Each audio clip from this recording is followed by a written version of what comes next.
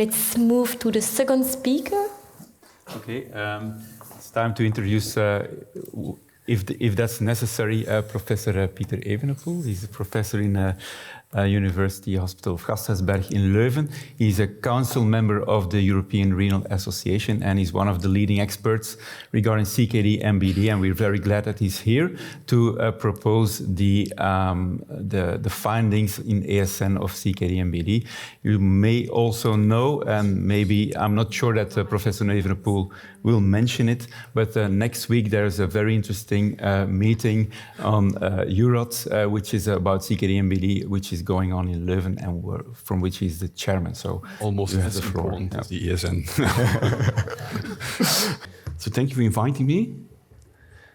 So it's an honor to present in this place. You know, CKD-MBD is close to my heart, so I'm always very happy to talk about it. Yeah, these are my disclosures, as we already discussed, and so this is the outline of my presentation.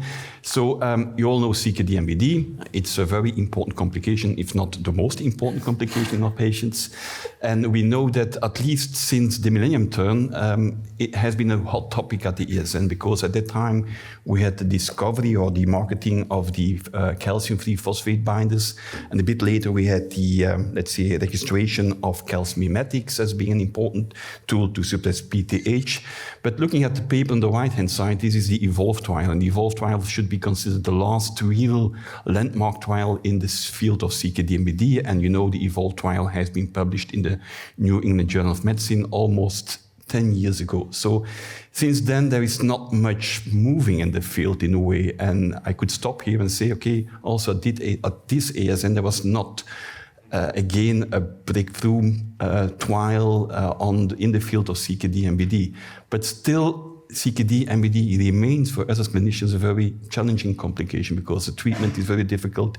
We don't know how to do, and certainly there has been advances, at least in the margin, how to advance the therapy and how to treat our patients.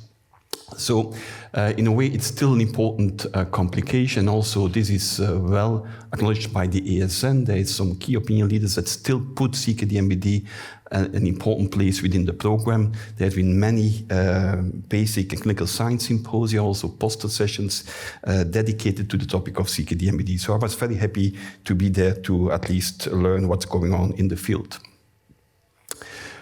So I have to make some choices, and making choices is losing all the time. So, but I will discuss some, looking back at the CKD-MBD syndrome, it's considering vascular calcification. So I will discuss something in the field of vascular calcification. I will discuss something in the field of bone, and also will discuss some pragmatic clinical trials that has been discussed.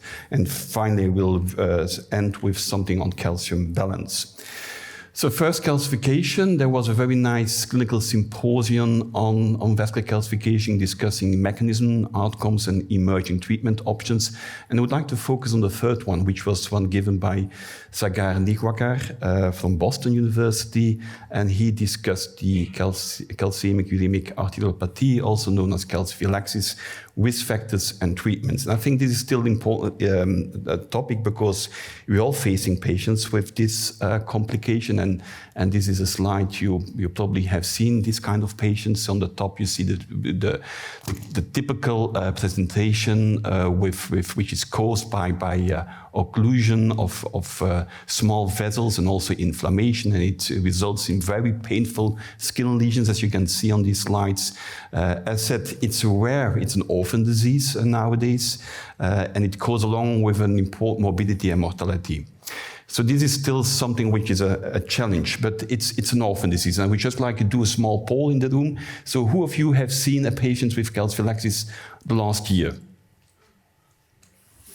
At least in my opinion, it seems to be a little bit becoming less prevalent, but still there's some five hands being raised, so it's still something we see in our units. And again, when you face such a patient, it's always something, what to do next.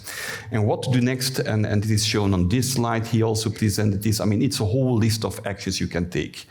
going from wound management to pain management to sodium thiosulfate to management of mineral and bone disease. But at least this is a long list. And when you have a long list, it's always indicating we don't have a good treatment. And it's also the conclusion. We don't have a good validated therapy in these patients. So still, it remains a very challenging disease. Is there something moving? Yes, there's something moving.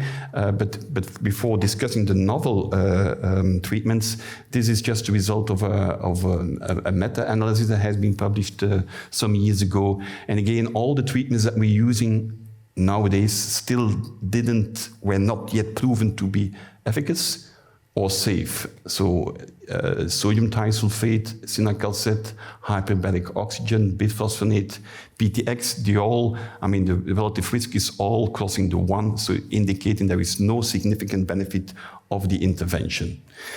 But still, we're looking for novel therapies, and since it's an orphan disease, this is also, at least it's attracting attention of the companies, because orphan diseases, it's something which is always interesting for the company. So companies are investing in novel therapies or trying to prove all therapies, for example, like thiosulfate. And this was a study being executed by a company called Hope Pharmaceuticals, a very nice name for the company, but unfortunately the hope was not there. At least the study was terminated early because of low recruitment. As said, it's an orphan disease, so it's very hard to find patients. And certainly when you have a study with a placebo arm, clinicians are not very willing to include patients in that study because they want to do something. It's so devastating. So this study, unfortunately, was terminated early. So it's a pity. There's something else. There's a novel drug called SNF472, hexasodium phytate. It's something like similar to a bisphosphonate-like structure, and it's attenuating the progression of the hydroxyapatite crystal formation. So it's decreasing the speed of the calcification progression in a way. And this drug has been studied in the CalciFix trial in patients with calciphylaxis. And this study, unfortunately, also, at least its primary endpoint, was a combination of the wound progression. So the wound should be improving, which is on the second panel of this graph. So there's no difference in wound. There's no difference in wound progression, and there's also no difference in pain between the placebo and the active drug. But they did also do a post-hoc analysis, and at least in the post-hoc analysis in this small study, they did find a survival benefit in favor of the active drug. So I think there's more to come about this drug, but at least for the moment, having this negative primary outcome, it still should be considered a negative trial. Something else is vitamin K, also something we do in routine practice. We always substitute our patients because most patients on dialysis are vitamin K deficient. So if you would measure the DP-UC-MGP, which is a parameter of vitamin K status, most of your patients, 95%, it will be deficient, and it's probably even more deficient in these patients with calciphylaxis. So one rationale could be to supplement vitamin K, and this study has been done by the group of Sagar Nirwekar, and as you can see, they have given vitamin K1, which is like the quinaquion we all know, and the results of this study were indeed supporting. I mean, if you look at the bottom, pain decreased significantly better in the ones allocated to the vitamin K arm, and also the area of the, let's say, inflammation, necrosis was evolving better in the ones giving the vitamin K. And this was despite the routine therapies in these patients, which included cinacalcet, intravenous thiosulfate, even intracutaneous sodium thiosulfate was given. Some people do that. I have no experience with that, but at least despite the whole arsenal of other treatments that we believe could do something, supplementing vitamin K did show some benefit, which is something which is promising. So he concluded that it's still a rare but serious disorder. There is at the moment no FDA EMA approved therapy. And of course, you always have to involve not only the nephrologist, but also the anesthetist, the pain therapy, the dermatologist. So it's a multidisciplinary treatment approach which is needed. And at least it's a nice model to evaluate novel and repurposed treatment approaches for vascular calcification. And we'll see this back if we discuss vascular calcification. So that's the next presentation given by Mark Vervloed from in between Nijmegen. He discussed old and new approaches of vascular calcifications. We all know old is target phosphate, avoid excess calcium, and eventually treat with calcium mimetics. Concerning the phosphate, this was a study I was not aware from. This has been published also already 2 years ago, but I think it's a nice study. It's a factorial 2x2 design comparing two kinds of phosphate binders, lanthanum and sucroferric oxyhydroxide, which are two non-calcium containing phosphate binders. But also what's interesting in this study also, they targeted different phosphate levels. So, at least in this study, it was clear from the middle panel that the ones allocated to the more strict phosphate level, so a lower phosphate level, there the progression of vascular calcification was less. And it is also shown on the right panel. So there's a correlation between the change in the vascular calcification score and the change in phosphate. So the lower the phosphate, the less progression of vascular calcification, which is something which is reassuring and should at least stimulate to go on with this and have other studies for confirmation. With regard to calcium, I would like to just inform you that too much calcium is bad, but also too low calcium, too less calcium is bad. And I would like to draw the attention to this review paper that we recently published in NDT. It's a consensus paper. The main goal was that we should be aware that, if you would do a survey on dietary intake of calcium, most of your patients would have a calcium intake around 500 milligrams. And this is too less. We need calcium to build bones. Of course, we have been learned by years that calcium is almost a toxin, but it's also something we need to build bones. So in a way, many of our patients do need some kind of calcium supplementation to come to an intake which should be between 800 and 1,000 milligrams per day. And again, having said that most of our patients have less intake, probably more in the south of Belgium than in the north of Belgium because of cheese and so on. But at least also in Belgium, I think most of the patients in your unit will have a calcium intake which is averaging something like 600 milligrams. So starting with a calcium-containing phosphate binder is not something which is wrong. Going back to the new therapeutic approaches, there you see the vitamin K, magnesium, briefly discussed the recent studies, the one by Bressendorf from Denmark, recently in Jason. This was a negative trial, so they allocated people to a high and a low, to placebo and magnesium supplementation. They were able to see a nice discrimination in magnesium levels between the two arms, but nevertheless, the primary endpoint, which was a progression of vascular calcification, was not met. So this should be considered a negative trial, which is something which we as people involved in the field were a little bit surprised by.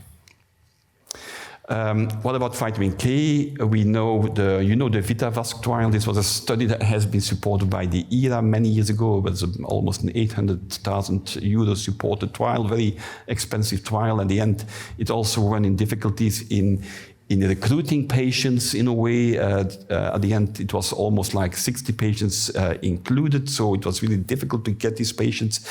But this study, though it was a small study, did find, the primary endpoint was reached in a way that there was less progression in the patients which were allocated to the vitamin K supplement. And again, this was a vitamin K1 supplement. So they showed less progression of thoracic aortic calcification. This is the right upper panel. And also for the coronary aortic calcification, it was almost significant. So this is, again, too small study to build, let's say, a guideline on, but at least should support others to engage in this and also do additional studies for confirmation. But it's vitamin K1, not vitamin K2. Importantly, with this dosage, they were able to reach very high levels of vitamin K, so lower levels of DP, UC, MGP. So indicating that with vitamin K1, apparently you're able to replenish the vitamin K status to a better way than with the vitamin K2. Sanifit, again, this drug which had been tested in the calciphylaxis and there was promising. Also, this is in the vascular calcification progression study some years ago was rediscussed, but this was a positive trial.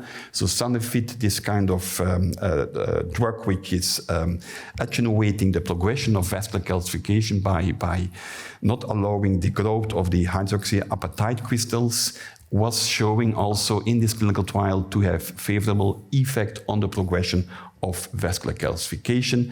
But always when you think of, okay, you have a nice impact on progression of vascular calcification, you know that vascular calcification is something like bone formation. So direct question you have to ask is, what's the impact on the bone? Is there not a Janus phase? Good impact on the vessels, but a bad impact on the bone, because it has impact on the hydroxyapatite crystal formation and growth of these crystals. And this was studied in a post hoc study from this Calypso trial. And indeed, this study, gives some kind of a warning. In a way, if you look at the highest dose of the Sanifit 472 in 60 patients caused a decline of the total hip BMD by 2.5%, which is substantially higher than 1.5% in the placebo arm. So the authors concluded modestly, the BMD modestly decreased in all groups, but at least it was more pronounced to decrease in the group allocated to the highest Sanifit dose. And this is something of a warning. But something which is good for the vessels is not always good for the bones. So he concluded that we still need the old, so phosphate control.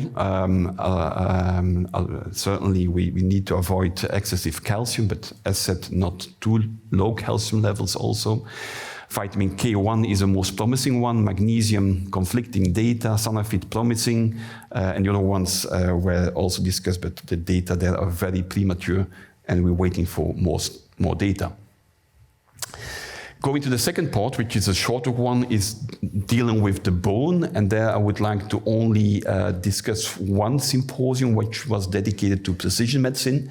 So we know that precision medicine is something which is fancy. It's something which is becoming very important nowadays, not a one-fits-all therapy, but we need to find out what's the best treatment for the patient sitting in front of us. And this is certainly something which is gaining much interest in cancer therapy, but also it's gaining some kind of interest also in the field of in nephrology and also in CKD-MBD. Genetics could be of help, but nowadays we're mostly focused on bone biomarkers, which could be an additional help. And this was discussed in this symposium. And just this small graph figure illustrating that nowadays that we're moving, that we position bone turnover, that at least the bone turnover markers will get a more prominent position in the whole diagnostic workup of our patients. Whether you treat osteoporosis in your patient or whether you treat CKD-MBD, you need to know what's the bone turnover in your patient. And with the emerging bone biomarkers that also become to the clinic, like P1NP, TREP5B, bone alkaline phosphatase, they're all available in Belgium also. You can ask them whenever you want. So it's something we can use in clinical practice as well and could help in identifying the therapy, how to target the PTH, for example, how to target PTH. We have to look at the bone turnover, and also when we decide on which is the best treatment for the osteoporosis therapy, then we also need to know what's the bone turnover. So bone turnover is something becoming very important, and I can inform you that there was a controversies conference by KDIGO organized in September last year. So there will be an update of the KDIGO guidelines, and one of the major changes I believe, I'm a little bit biased, I need to say, but will be that we put more emphasis on monitoring bone turnover, both for treatment choices, but also follow-up of your patient. And that's something that certainly will become more important. So I think I can skip this. We have to move from PTH to bone biomarkers, or at least in addition to PTH. So it's a bit like we are starting the swan song of PTH.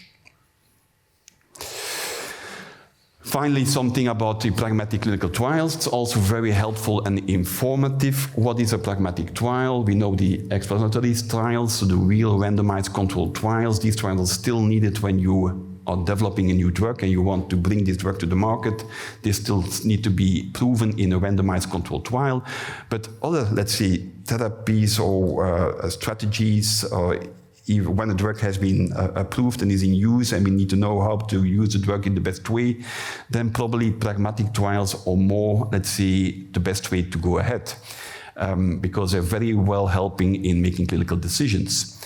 So it's something that you can do in clinical practice. It's less costly, for sure. It's something which is been done in the real world, so it's a real world setting, which is of course more useful, I do believe, but also it has some limitations. It's a newer design. We're not still very well aware of how it works, and it's something which is not also that easy. There's a lot of hurdles, and probably you know about it in designing the Oh My God trial with magnesium in patients on dialysis. So it's something not that easy. We need to be aware of that. There's certainly some hurdles to be taken. So why pragmatic trials in CKD? Because there is, in CKD we know there's little evidence. CKD is it's among all the disciplines in internal medicine the ones with the least well done clinical trials. So there's little evidence at the end. But we see our patients 3 times a week on dialysis wards, so it's really like something which is appealing. And so it's something that we should certainly keep in mind that pragmatic trials could be of help. And there have been pragmatic trials being performed already in the CKD setting. You be aware of the time trials to see whether, how long a dialysis session should take in order to improve outcomes have been published. Last year at the ASN, we had the presentation of the MyTemp trial to see whether a lower dialysis temperature was having a beneficial impact on outcomes. It was not. But this kind of big pragmatic trials that at least helped us to advance clinical practice. And do we have these kind of trials also in CKD-MBD? Not yet, but they're there. They're being enrolled, they're going on. For example, the DIAL-MAC trial, and it's especially, I don't know why, but the Canadians are very good in designing this kind of trials. So that the DIAL-MAC, as you can see on this graph, this is an immense trial, including more than 25,000 patients. They're looking at in a very, let's say, interesting way to different kind of outcomes, most importantly mortality, but also fractures and hyperparathyroidism. This is a study which is still ongoing. But results, this is doing well, and we'll see the results in the forthcoming years. Another trial is vitamin D. It's also a big question what to do with vitamin D, and certainly now with the VITAL trial in general population being a negative trial, people in nephrology ask what to do with vitamin D supplementation in CKD patients. Well, probably we have to wait for the results of this simplified trial running in the UK, again, not as huge as the magnesium trial in Canada, but at least also 4,200 patients being randomized to either vitamin D supplementation or usual care.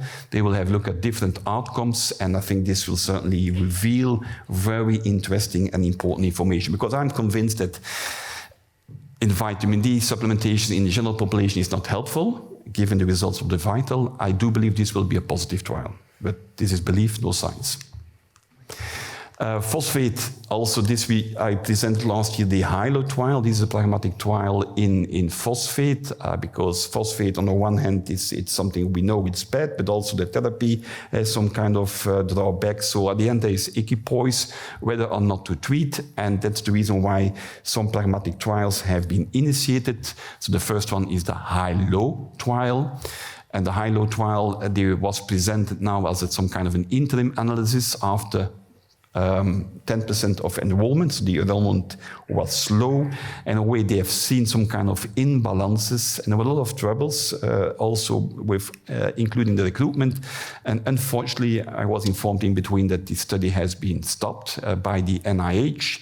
and I was informed by some kind of key opinion leader about this, that it's due to poor enrollment, too costly. They have changed the recruitment and the randomization strategy, and this at the end, okay, probably the results would be never been interpretable. Again, pointing that the pragmatic trial is not always a guarantee for success, so be aware of that. But fortunately, there's another one, the phosphate trial being running, also pragmatic trial in different countries. I mean, addressing the same questions, a high versus low phosphate target, and see what is the impact on important outcomes.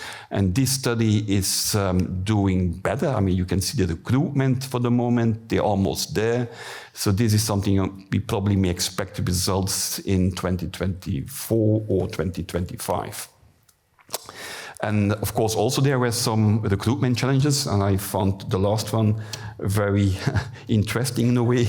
They had to convince patients in many cases, because some of the comments of the patients were, my whole time on dialysis you have been telling me to get my phosphate down, and now you are telling me you are unsure. For patients, this is causing some kind of disconnection in the head, and so again, but it's a good trial, and I'm really looking forward to the results, hopefully in 2024, 2025.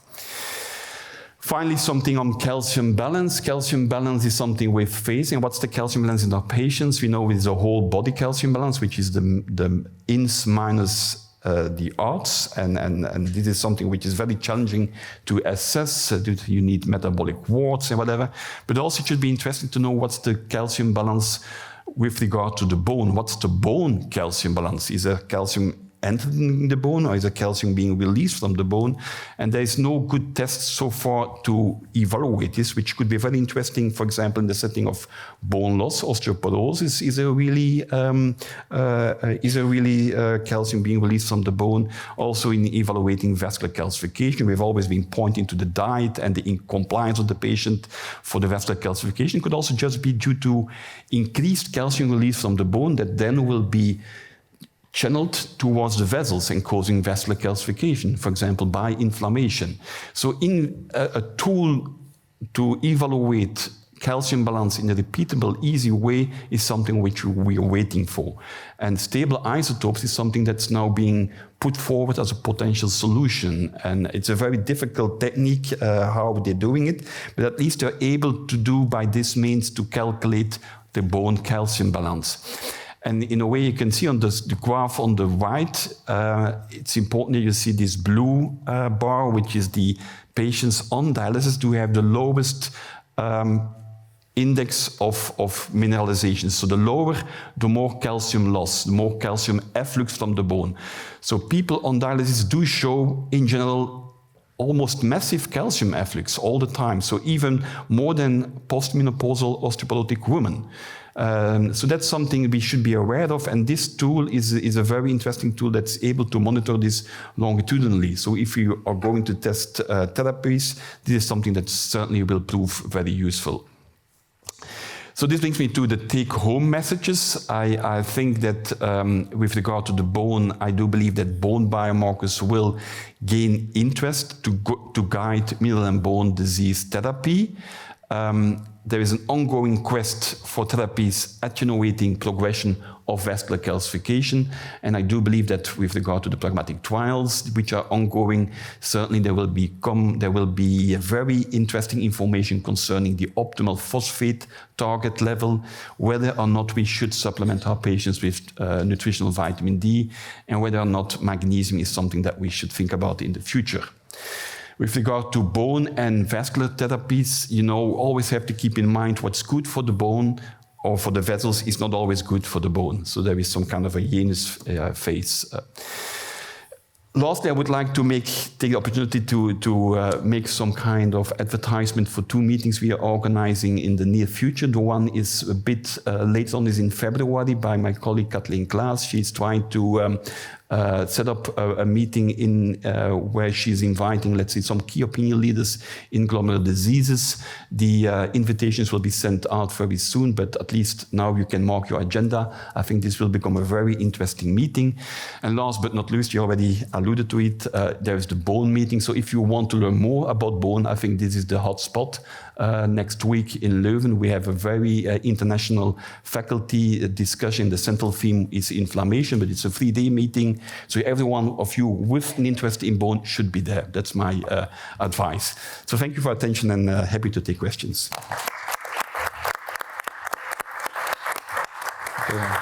Thank you very much, Pieter, for this great talk from a real expert in the field. So it's very nice to hear all this, all the new things. Are there any questions from the floor?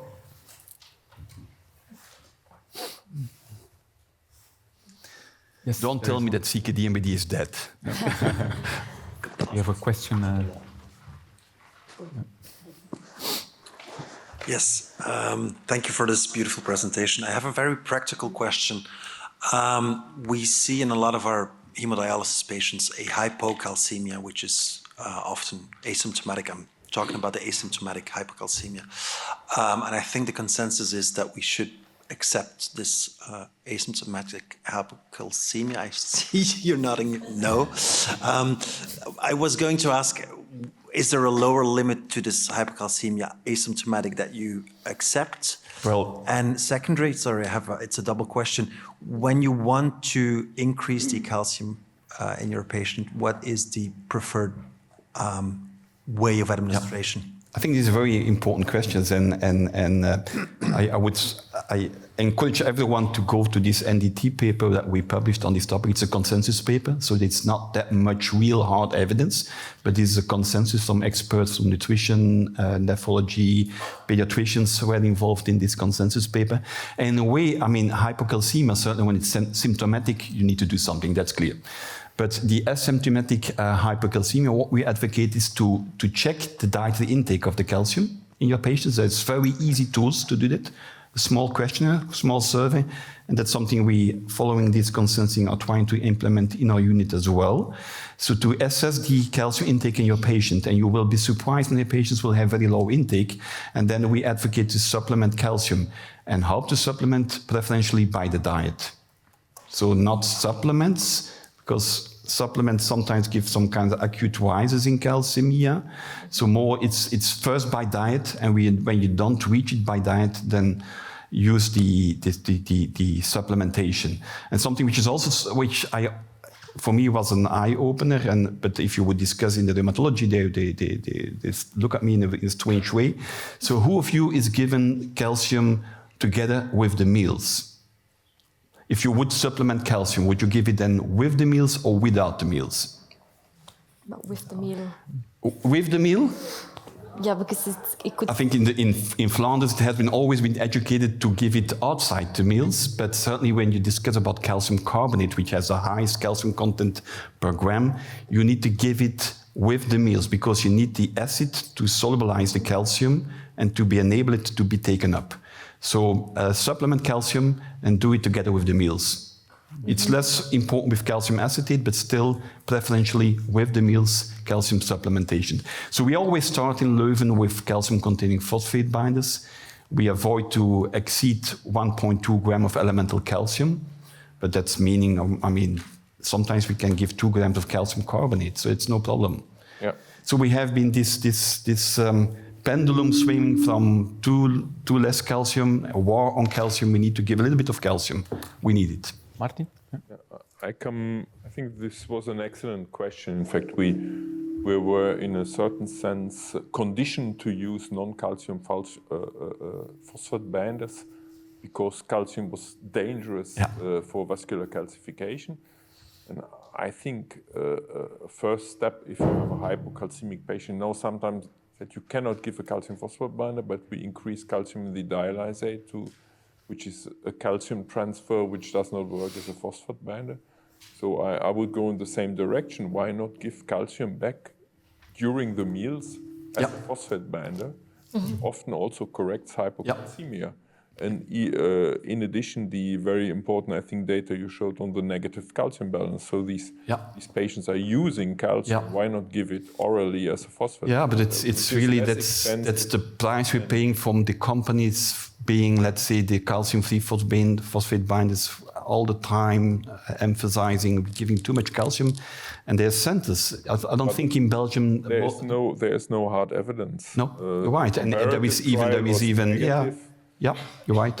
And I think we should just start at least in hypocalcemic patients to give back a calcium phosphate binder. Yeah, we don't need to go back to the time when I started as a fellow. Then we had patients with calcium levels up to 2.7 millimoles, 11 milligrams. I remember well to suppress PTH. That's not the way to go. But we have gone to the left, and now we have to go to the middle again. Normal calcium level with oral calcium supplementation. Yeah.